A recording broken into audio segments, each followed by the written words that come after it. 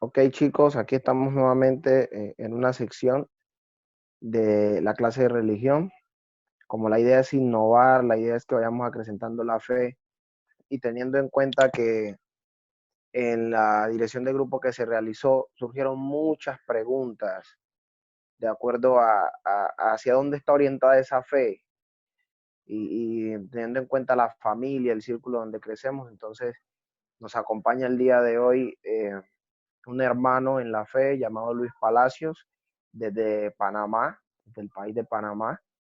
Y se los presento, que va a ser nuestra guía durante la clase del día de hoy. No sé, Luis, si quiera saludar a los chicos antes de que empecemos a compartir.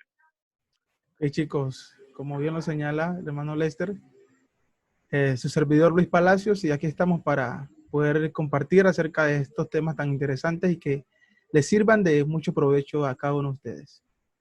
Gracias por estar allí. Bueno, gracias a ti, Luis. Entonces vamos a iniciar. Recordemos que el tema de hoy es la familia y la iglesia nacen y se construyen en Cristo. Primeramente, ahí hay dos actores, ¿no? Tal y como observamos en pantalla, el primer actor y quizás el más importante es la familia, ¿no? Primero darnos cuenta de que familia es el núcleo donde inicialmente nosotros recibimos, pues desde muy niños, los primeros valores, donde se nos comparte una fe, se nos habla de que hay un Dios, ¿sí? Se nos practican en algunos espacios la oración, se nos enseña a orar, ¿sí? Y luego, el que esa idea de familia, el que ese núcleo en el que nosotros nos desenvolvamos, debe estar edificado principalmente en la iglesia, que se conforma como el cuerpo de Cristo. Hago claridad. Iglesia no es la infraestructura que nosotros conocemos como iglesia, ese espacio donde hay mucha gente, no. Iglesia es la gente, la congregación, el grupo que está en ese lugar. Entonces, para profundizar un poco más en el tema, le vamos a pedir al compañero, al hermano Luis Palacios de Panamá, que nos dé una orientación más cercana acerca de ello. Y vamos a ir interactuando a través de los versículos, porque siempre hay que aprender conforme a lo que dicen las escrituras, ¿no? Para que no caigamos en disensiones. Ok chicos, entonces allí tenemos la presentación del día de hoy, un pequeño bosquejo en el cual tenemos el enunciado del cual vamos a tratar. La familia y la iglesia nacen y se construyen en Cristo. Primeramente necesitamos entender que Cristo o la palabra Cristo significa rey o ungido. Y cuando hablamos de Cristo estamos hablando entonces de ese rey, de ese hijo de Dios que vino al mundo a cumplir una misión importante que tiene que ver primeramente con nuestra vida espiritual, nuestra salvación, nuestra relación con la iglesia y también a darnos instrucciones acerca de la familia. Vamos a enfocarnos en la primera parte. Lo primero que necesitamos saber entonces es que Cristo es la base fundamental para que exista una familia conforme a la voluntad de Dios. Yo creo que muchos de los hogares del mundo anhelarían o ellos pretenden, o al menos los hogares que tienen algún sentido de Dios, ellos quisieran agradar a Dios, quisieran pensar de que el hogar donde están es un hogar, es el hogar ideal que Dios quiere. Vamos a analizar algunos textos. Aquí, por ejemplo, tenemos Mateo capítulo 7, versículo 24. A ver qué nos dice el Señor Jesucristo. Hermano Lester. Mateo capítulo 7, versículo 24. Cualquiera, pues, que me oye estas palabras y las hace, le compararé a un hombre prudente que edificó su casa sobre la roca. Adelante. Descendió lluvia y vinieron ríos y soplaron vientos y golpearon contra aquella casa y no, y no cayó porque estaba fundada sobre la roca. Versículo 26. Pero cualquiera que me oye estas palabras y no las hace, le compararé a un hombre insensato que edificó su casa sobre la arena. Y descendió lluvia y vinieron ríos y soplaron vientos y dieron con ímpetu contra aquella casa y cayó y fue grande su ruina.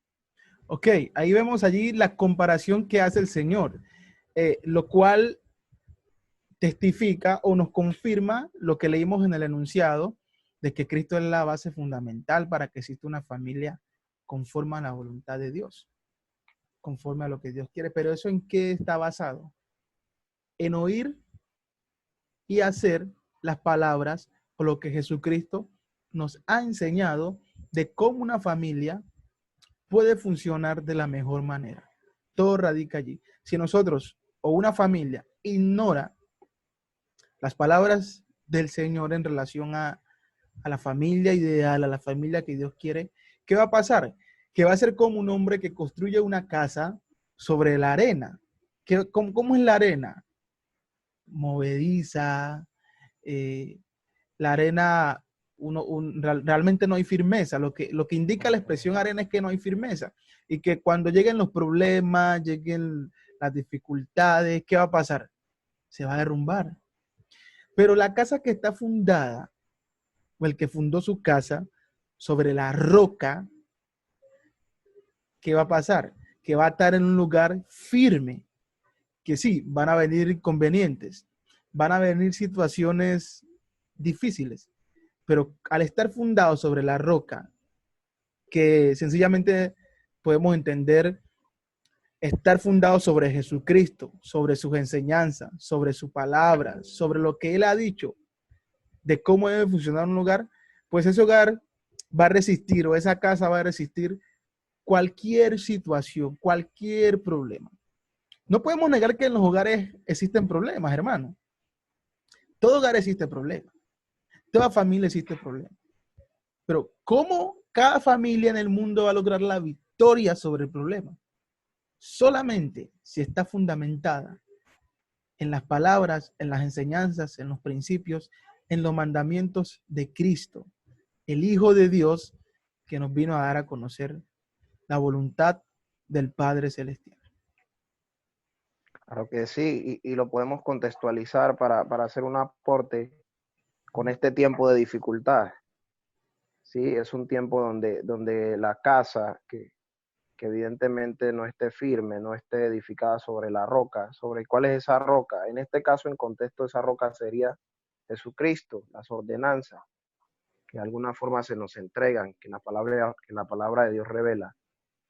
Va a ser un hogar que va a estar lleno de disensiones, va a estar lleno de discusiones, ¿sí? Pero si es un hogar que está edificado en la roca, por lo general, va a ser un hogar que va a esperar firme en esa promesa que Dios nos ha dado de proveer inicialmente, dado que es un tiempo en el que ni siquiera podemos, pues, de alguna forma salir a la hora. Así es. Definitivamente. Entonces, si nosotros seguimos avanzando, ¿qué vamos a encontrar en las enseñanzas de Jesucristo? ¿Qué podemos encontrar? ¿Cuáles son las enseñanzas prácticas o los principios fundamentales que debemos entender en relación a una familia que verdaderamente eh, quiere hacer la voluntad de Dios? Quiere ser una familia que siga los principios de Dios para gozar de las bendiciones del Señor. Vamos a Mateo, capítulo 19, versículo 3 al 6. Entonces vinieron a él los fariseos, tentándole y diciéndole, ¿es lícito al hombre repudiar a su mujer por cualquier causa?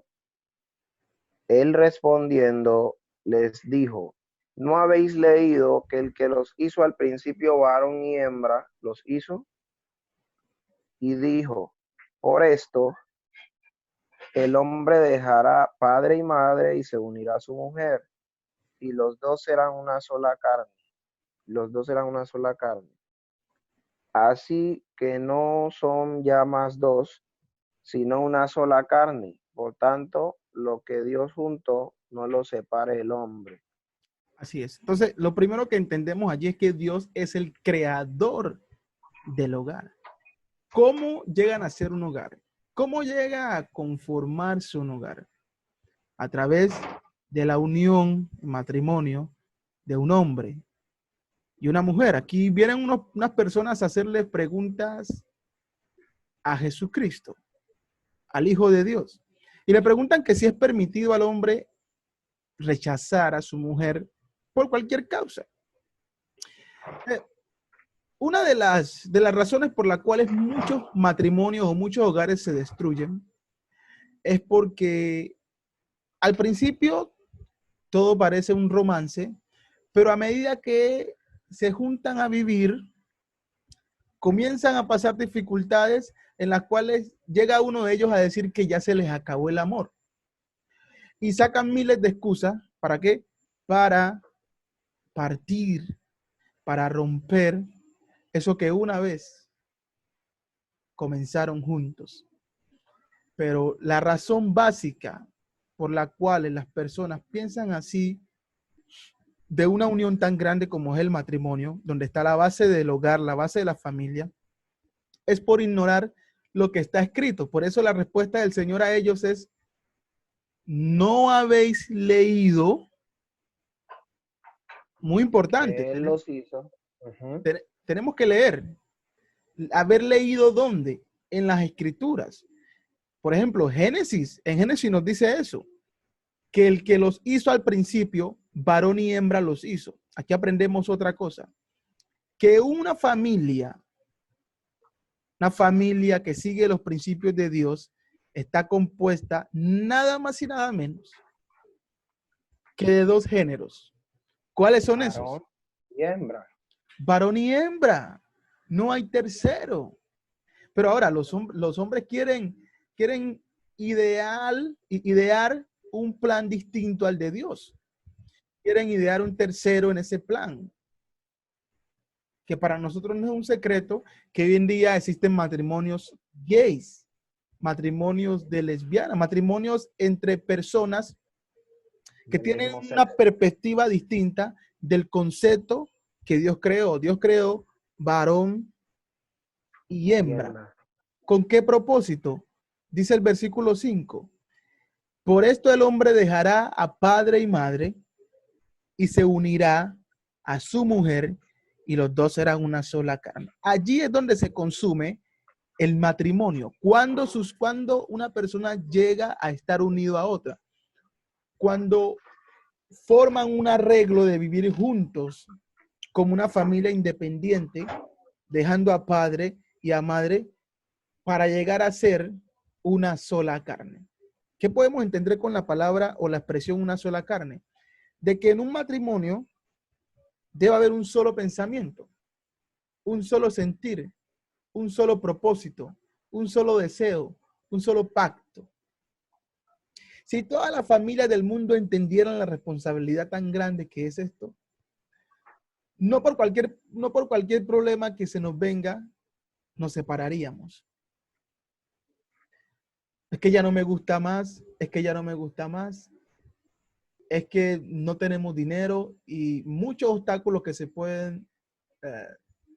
que pueden llegar a un matrimonio que no son la causa para abandonar. ¿Por qué? Porque en el versículo 6 el mismo Señor dice que como ya tomaron la decisión de formar un hogar, ya no son más dos. O sea, ya cada uno no puede pensar como le dé la gana, sino que los dos se ponen de acuerdo para ser de un solo pensamiento. Por tanto, lo que Dios juntó, no lo separa el hombre. Esta expresión es muy importante porque nos da a entender que el creador del hogar, el creador del matrimonio, no es el hombre. Dios. Es Dios, exacto.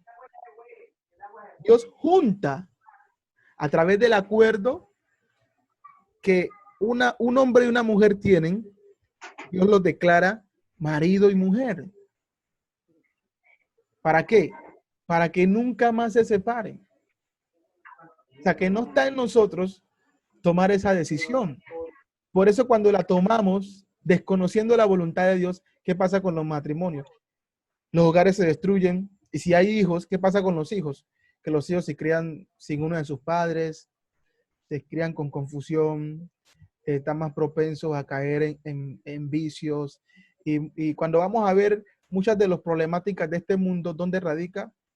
en un hogar que se destruyó una vez, en unos hijos que se criaron eh, sin la sana instrucción de sus padres, sin un hogar lleno de armonía, lleno de amor, sin un hogar fundado en los verdaderos principios del Señor. Eso es lo primero entonces que debemos entender, que Dios es el creador del hogar. Y como creador del hogar, Él ha diseñado todo lo que ese hogar debe, debe tener para funcionar de la mejor manera.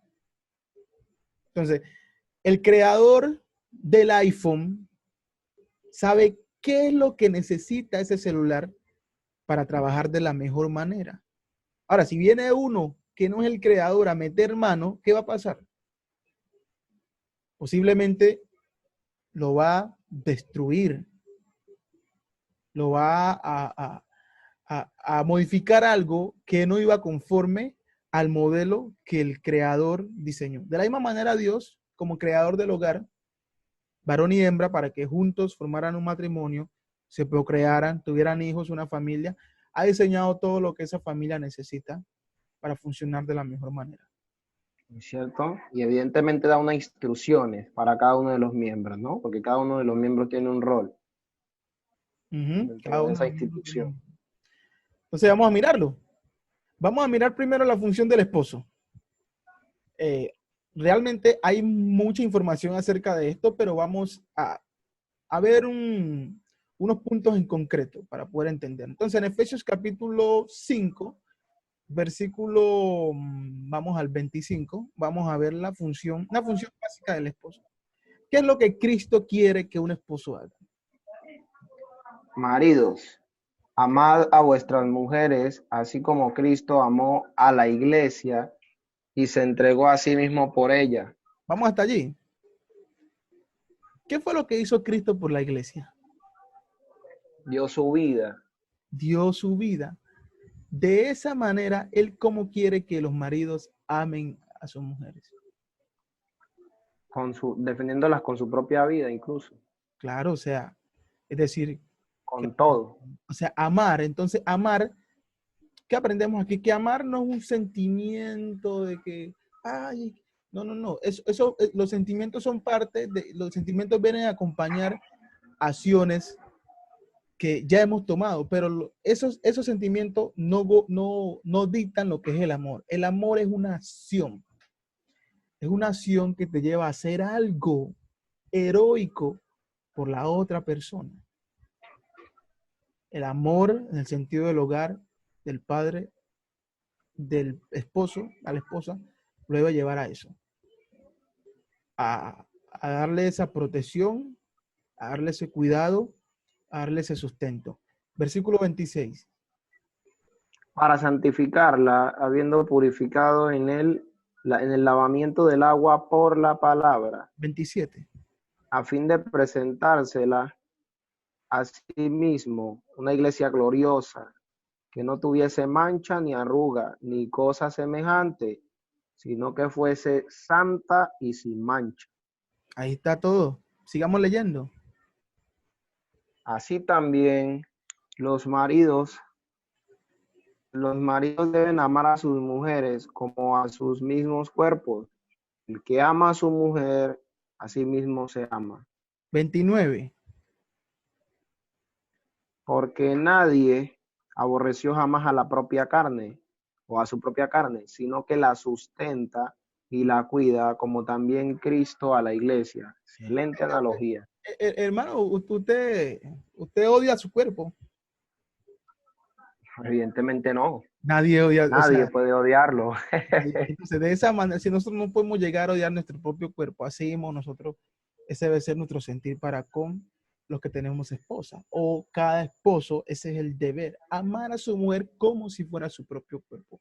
Ciertamente una responsabilidad que tenemos grandísima, grandísima, pero ahí está la clave de un matrimonio conforme a la voluntad de Dios. Eh, y aquí en el 31 Pablo vuelve a citar lo que el Señor dijo. Versículo 31. Por esto dejará el hombre a su padre y a su mujer y se unirá a su mujer Y los dos eran una sola carne, se retoma, ¿no? Los dos eran, ¿cuántas carnes? Una sola carne. Entonces, esta es una función básica. Ciertamente hay otros elementos, pero de esta función básica se desprende, chicos, todo el resto. ¿Por qué? Porque el amor es la base fundamental del hogar. Y el amor se desprende primeramente de la cabeza. ¿Cuál sería la cabeza aquí? El esposo. Rápidamente vamos a ver la función de la esposa en Efesios capítulo 22 al 24. Ajá. Las casadas de la esposa, ¿no?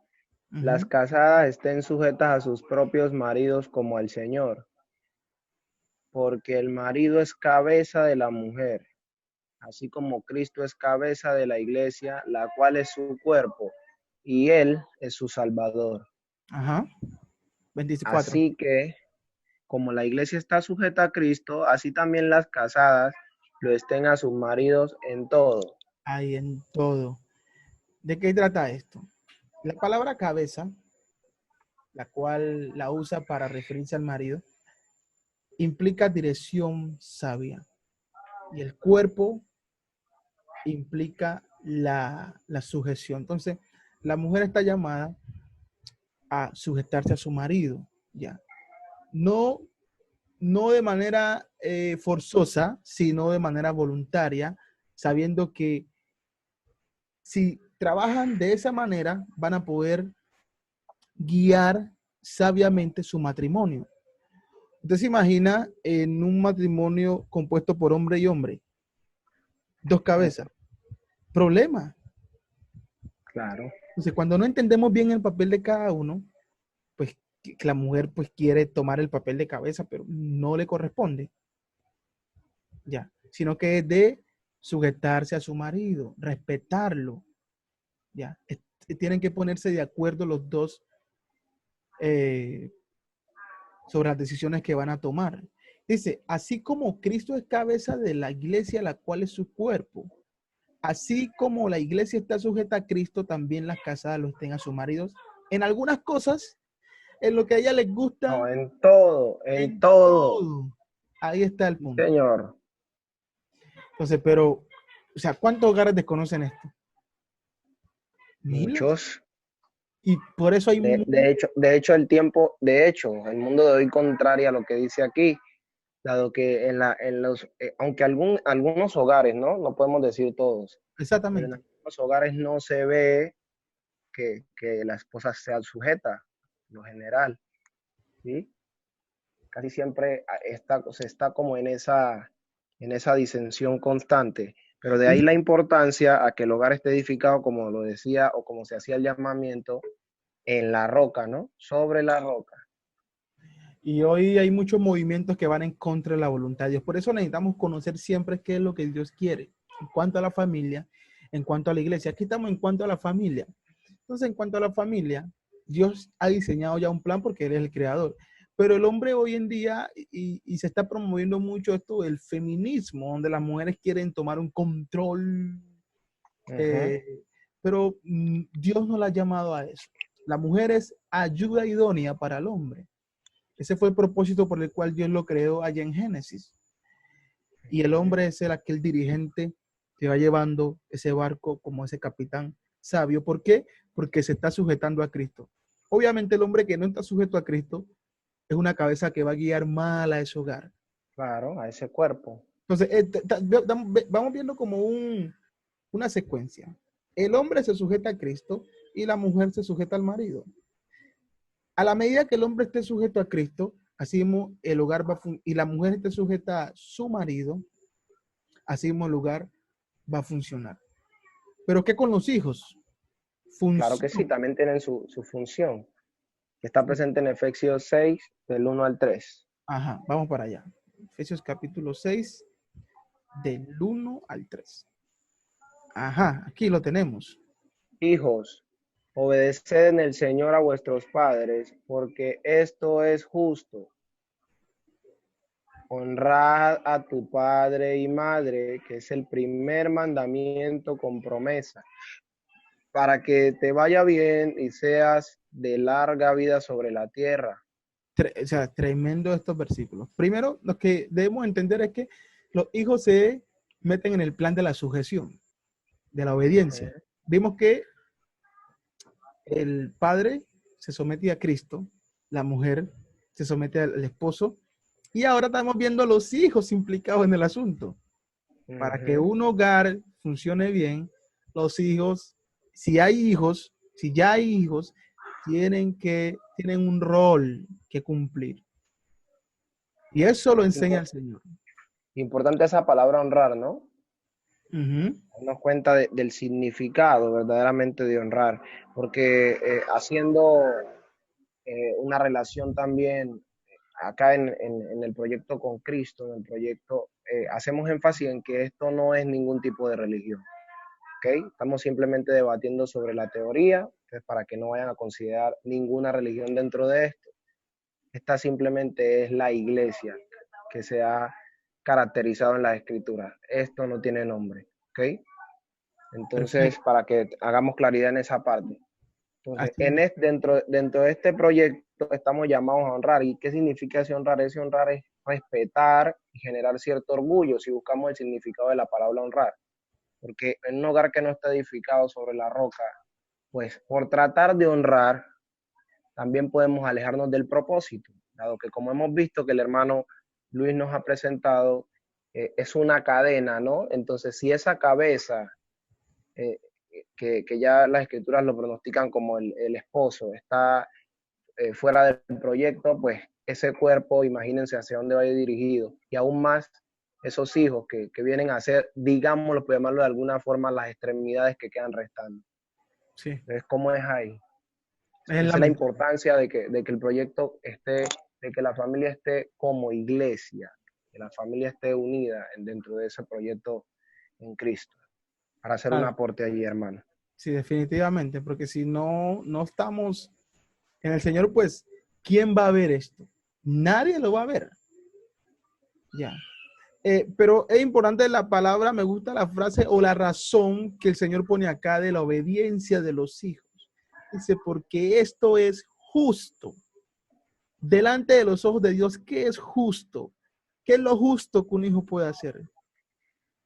Obedecer en Obedecer. el Señor. Y esa frase en el Señor es importante. Es decir, obedecer según las instrucciones del Señor. No Muy según, cierto. no según lo que al hijo le parezca de cómo obedecer cuando le dé la gana, no. En el Señor a vuestros padres, porque es justo. Nosotros pocas veces un hijo se pone a meditar o a pensar cuánto sufrió esa madre para traerlo a este mundo. Los primeros años, mientras se podía sostener. ¿Qué pasa en esos años? ¿De quién estamos totalmente dependiendo en esos años? Entonces, Dios Muy cierto. Muy por buena eso nos manda pregunta. esto, porque es justo. O sea, es lo mínimo que como hijos podemos hacer. Y el primer mandamiento con promesa. ¿Cuál es el propósito? Para que te vaya bien y seas de larga vida sobre la tierra. O sea, eh, este es el plan que Dios ha diseñado. Esto es un poco de lo que podemos ver, pero rápidamente estos versículos nos pueden llevar a hacer una aplicación, una comparación a nuestro hogar, a nuestra familia o a muchas de las familias en este mundo y poder sopesar si verdaderamente estamos edificados o no sobre esa roca, o estamos edificando nuestro hogar sobre esa roca. Bien, entonces podemos pasar a lo de la iglesia y qué podemos aprender acá. Acá aprendemos entonces que Cristo es la base para que existan discípulos o miembros verdaderos de su iglesia. Y es muy importante eso. ¿Se acuerdan que la parte del hogar vemos instrucciones que da el Señor? Ahora, ¿cómo nosotros vamos a poder cumplir esas instrucciones del Señor si aún no somos discípulos de Él? va a ser difícil que nosotros, no siguiendo a Cristo, no siendo miembros de su iglesia, podamos nosotros llegar a aceptar estas instrucciones que el Señor nos acaba de dar acerca de la familia, del hogar. Por eso es importante entonces considerar que Cristo es la base también de la iglesia. Vamos a mirar en Juan capítulo 8, versículo 31. Dijo entonces Jesús a los judíos que habían creído en él: si vosotros permaneciereis en mi palabra, seréis verdaderamente mis discípulos. Perfecto. Yo creo que, y estamos de acuerdo en que, y probablemente muchos de los chicos que nos escuchan quieran a mirar esta lesión, tendrán algún sentido de que Dios existe. De alguna forma creerán en Dios. De alguna forma aún en algún momento difícil habrán dicho: Dios, Dios mío, ayúdame. Y es bueno saber que existe un Dios. Pero para nosotros, estar en la base, estar construido sobre esa roca, sobre esas enseñanzas de Cristo, nosotros necesitamos permanecer en su palabra. Siempre vamos a volver a lo mismo, permanecer en su palabra para ser verdaderamente discípulos de Cristo. Verdaderamente discípulos de Cristo vamos a ser cuando estemos permaneciendo en su palabra. Por eso, en esta lección, queremos saber la razón. La razón importante que Jesucristo cumple en cuanto a la iglesia verdadera de Dios. Y es esto, que Cristo es el fundador y dueño de su iglesia. Cuando, hermano, usted va, no sé si tiene en mente en un tiempo futuro usted construir su propia casa. Claro que sí. Ok.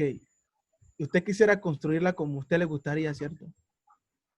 Claro que sí. No como a otra persona, sino como a usted. Conforme a las ordenanzas, ¿no? Conforme a las ordenanzas del rey, Conforme. evidentemente.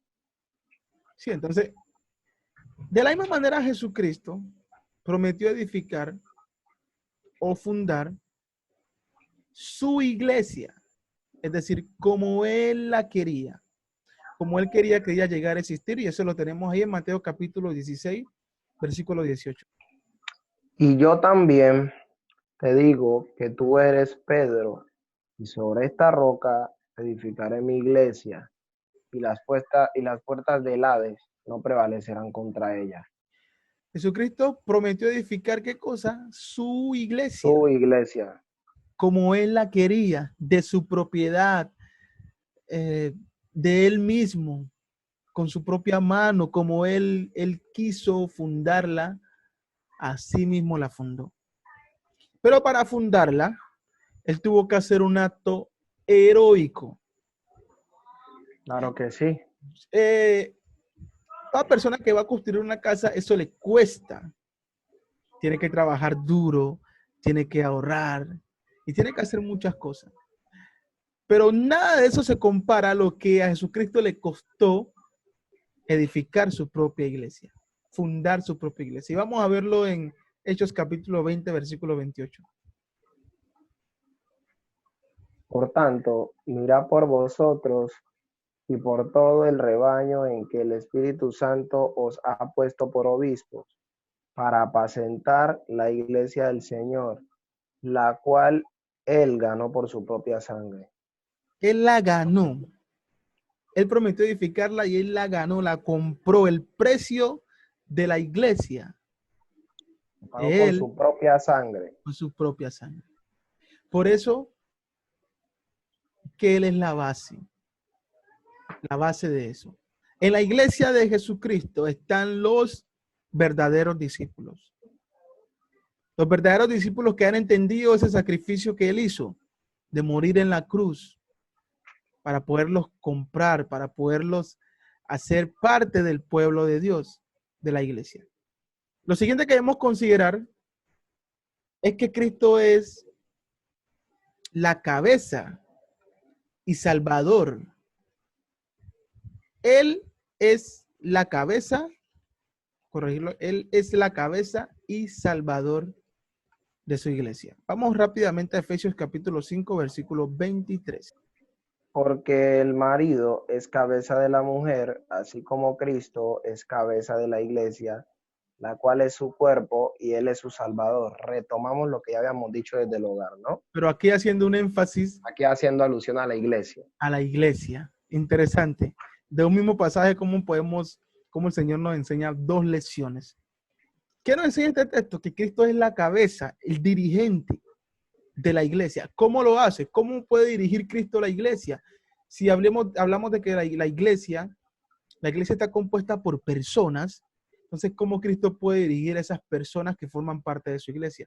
A través de sus enseñanzas, que están escritas en su palabra en el Nuevo Testamento. Y vemos que a esas personas que Cristo guía, de esas personas, Cristo, ¿qué es para ellos? Cristo es la cabeza. Y su Salvador.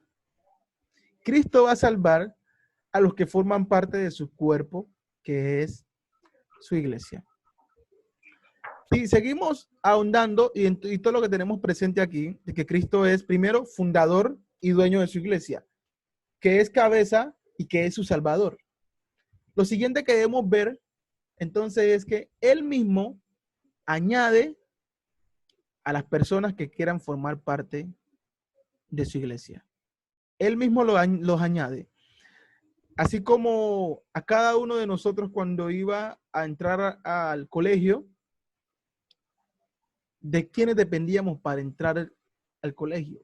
De unos directivos, de unos Del requisitos, director. ¿no? Ya Todo hay unos requisitos. unos requisitos que eran los que iban a hacer, según si cumplíamos los requisitos, aprobábamos o no para ser parte de esa institución. Así mismo, para ser parte de la iglesia, Jesucristo presenta los requisitos.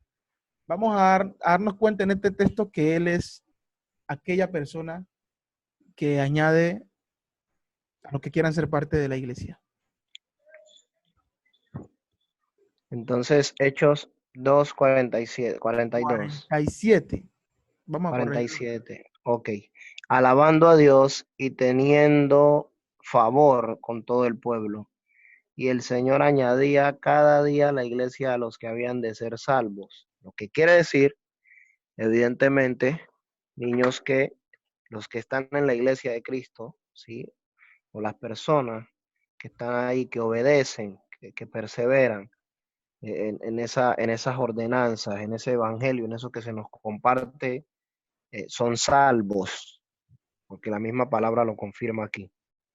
Son salvos. Entonces, en la iglesia de Cristo están personas que van a ir al cielo, que no van a ir al otro lugar que es el infierno. Ahora, ¿cuáles son los requisitos para ser parte de esa iglesia? Alguno de ustedes se preguntará cuáles son los requisitos para formar parte de esa iglesia. Son 5 requisitos. Vamos a ver el primero. Estos requisitos los da el mismo Señor Jesucristo. Vamos allá a Marcos capítulo 16, versículo 15.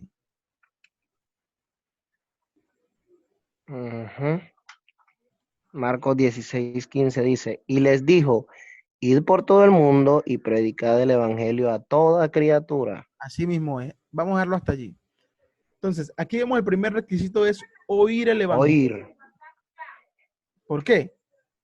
Porque habla de que Jesucristo encomendó a un grupo de personas que eran sus discípulos para que fueran a predicar, a hablar, a enseñar un mensaje. ¿Cuál mensaje es este? El evangelio. Lo que implica que uno es el que habla y hay otras personas que lo deben oír. Escuchan, ajá. Por eso, el primer paso para nosotros formar parte de la iglesia de Cristo, donde están los salvos, es oír el mensaje del evangelio. Alguno dirá, pero ¿qué es eso? Bueno, el evangelio son las buenas noticias de que Jesucristo murió por nuestros pecados, que fue sepultado y que Él ha resucitado y va a volver un día, por segunda vez, a salvar a su iglesia y a que estemos por siempre con el Padre. Ajá, de ahí nace una parte importante que es lo que sigue, ¿no? Creer. Creer. Creer en que fue así. Versículo 16. 16:16. El que creyere y fuere bautizado será salvo, mas el que no creyere será condenado. ¿Dónde están los salvos? En la iglesia. En la iglesia, Pero para ser salvo, un segundo requisito es creer. Después de oír, creer. ¿Qué cosa? El evangelio. Ahora, después que nosotros hemos oído el evangelio, ¿qué nos va a decir a nosotros? El evangelio lo primero que nos va a decir a nosotros es que nosotros por haber pecados, por haber cometido pecado, nosotros estamos separados de Dios. Y que Jesucristo ha muerto en la cruz para hacer ese puente para que nosotros podamos unirnos nuevamente con Dios. Ese mensaje se encuentra en el evangelio. Y si nosotros creemos eso de todo corazón, lo tercero que tenemos que hacer, el tercer requisito es, arrepentirnos. ¿por qué? ¿Arrepentirnos de qué? De los pecados que cometimos. Y que Jesucristo ha muerto por esos pecados que nosotros cometimos. Es decir, que nuestros pecados fueron la razón por la cual Jesucristo vino a morir. Hechos capítulo 17, versículo 30. Claro que sí. Pero Dios, habiendo pasado por alto los tiempos de esta ignorancia, ahora manda a todos los hombres en todo lugar que se arrepientan, por cuanto ha establecido un día en el cual juzgará el mundo con justicia por aquel varón a quien designó, dando fe a todos con haberle levantado de los muertos. ¿Cuál es ese varón que Dios levantó de los muertos? Jesucristo, evidentemente. Jesucristo. Entonces, nosotros en el día del juicio final vamos a ser juzgados por Jesucristo si no nos arrepentimos. Dios manda a todos los hombres en todo lugar, es decir, en cualquier rincón que se encuentre un hombre que ha cometido pecado, ¿qué debe hacer? Arrepentirse. ¿Qué significa esto? Cambiar. El que robaba, ya no robe más. El que mentía, ya no mienta más. No mienta más. Porque llegó a entender que esos eran pecados que ofendían, que iban en contra de la ley de Dios. Ese es el siguiente paso. Quizás este es el paso más difícil, pero este es el paso que nos va a acercar un poco más a la victoria para ser parte de la iglesia. Y la razón por la cual uno va a cambiar es porque Jesucristo murió por esos pecados. Pero ¿quién merecía morir por esos pecados? Nosotros, Porque evidentemente, los productores de ella. Cada persona es autor de su pecado y cada persona debe morir por su pecado, porque la Escritura dice que el alma que peca debe morir. Nosotros tenemos cuerpos que se mueven porque tenemos un espíritu. Y nosotros con ese espíritu es que cometemos cosas malas, mentimos, robamos y muchas cosas que son pecados delante de Dios. Y entonces nosotros merecemos la muerte según la ley de Dios. Pero Jesucristo en Dios vino a hacer esa misión. ¿A qué cosa? A morir por nosotros. Porque de tal manera Dios amó al mundo que ha enviado a su Hijo unigénito para que todo aquel que en él cree no se pierda, mas tenga vida eterna. ¿Lo vemos allí? Entonces, el primer paso, ¿cuál es qué? Si lo recordamos, para entrar a la iglesia. Oír el evangelio es el primer paso.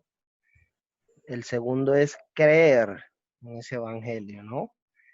El tercero, arrepentirse, que es lo que implica lo que acabamos de ver. Y ahora confesar. ¿Confesar a quién? A Cristo, con nuestra boca, con nuestra propia boca, como nuestro Señor y Salvador. Alguien dirá, pues, qué fácil, pero confesar a Cristo es un acto de total valentía. Es un acto que demuestra que tú no te avergüenzas de Jesucristo y que eres fiel creyente de lo que dice la palabra de Dios. Ciertamente, hoy en día, muchos jóvenes que comienzan a creer en Dios, cuando llegan a ambientes muy pesados, su fe se desaparece porque empiezan a ser víctimas de burlas de algunos compañeros que le dicen, ay, tú eres religioso, tú bueno, se empiezan a burlar de él por su fe. ¿Y él qué hace? Si él no tiene una fe muy grande, si él no está fundamentado sobre la roca, como miramos al principio, ¿él qué va a hacer? Va a negar a Cristo, se va a avergonzar de ser cristiano, se va a avergonzar de identificarse con la causa de Cristo. Entonces, por eso este paso no es sencillo. Este paso representa verdadera valentía. Hermanos, si leemos el texto que tenemos en pantalla, Romanos 19. Que si confesares con tu boca que Jesús es el Señor y creyeres en tu corazón que Dios le levantó de los muertos, serás salvo. Porque con el corazón se cree para justicia, pero con la boca se confiesa para salvación. Buen complemento, ¿no? Corazón y boca. Claro, si yo he creído ya el Evangelio y ya me he arrepentido, ¿qué me puede impedir más confesar a Cristo? Decir, creo que Jesucristo es el Hijo de Dios. O creo que Jesucristo es mi Señor. Creo que Jesucristo es mi Salvador. Que Él murió por todos mis pecados. Y que si yo le creo a Él, lo obedezco, yo voy a recibir la salvación de mi alma. Y no voy a recibir la condenación. Cuarto paso es confesar. Y el quinto, requisito número quinto. Ya la parte no menos importante, ¿no? Y que Mm. llevaba a cabo desde luego en los tiempos anteriores nuestro apóstol Juan el Bautista, ¿ok? Pedro les dijo, arrepentíos y bautícese cada uno de vosotros en el nombre de Jesucristo para perdón de los pecados y recibiréis el don del Espíritu Santo. Así es. Entonces el quinto paso es bautizarse. Acuérdense que el mismo Jesucristo dijo, el que creyere y fuere bautizado será salvo. El bautismo es el último paso después de haber oído el Evangelio, creído, arrepentirse, confesar a Jesús. El bautismo es el último paso. ¿Para qué? Para ser salvo. Dice aquí el propósito. Para perdón de los pecados. ¿De cuáles pecados? De los pecados que cometimos. De aquellos pecados por el cual Cristo murió. Entonces, ¿cuándo recibimos ese perdón? Cuando obedecemos al Evangelio siendo bautizados. Y en el versículo 41 se nos enseña que esas personas hicieron eso. O sea que es importante el bautismo. Es esencial. Muy bien. Así que los que recibieron su palabra fueron bautizados y se añadieron aquel día como 3,000 personas. Los que recibieron su palabra. ¿Cuál palabra? La palabra de acá que dice arrepentidos y bautícese en el nombre de Jesucristo para perdón de los pecados. Entonces, los que recibieron esa palabra, que sabían que tenían, que ya habían oído, que ya habían creído, necesitaban arrepentirse y bautizarse. ¿Para qué? Para ser añadidos. Dice que los que recibieron su palabra fueron bautizados y se añadieron aquel día como 3,000. El mismo día que somos bautizados somos añadidos. ¿A dónde? A la iglesia A del la Señor. iglesia de Cristo, que sabemos que ya es salva, ¿no? Promesa. Ajá. Entonces ahí vemos 5 pasos que nosotros podemos hacer. ¿Para qué? Para ser parte de la iglesia que Cristo fundó. En conclusión, la familia ideal y la iglesia que salva provienen de la mente de Dios. Así, Ya, pare de contar. así que si nuestra familia o iglesia a la cual pertenecemos no es edificada por Dios, en vano estamos en este mundo. Por último, vamos a leer Salmos, capítulo 127, versículo 1. Adelante. Dice, si Jehová no edificare la casa, en vano trabajan los que la edifican.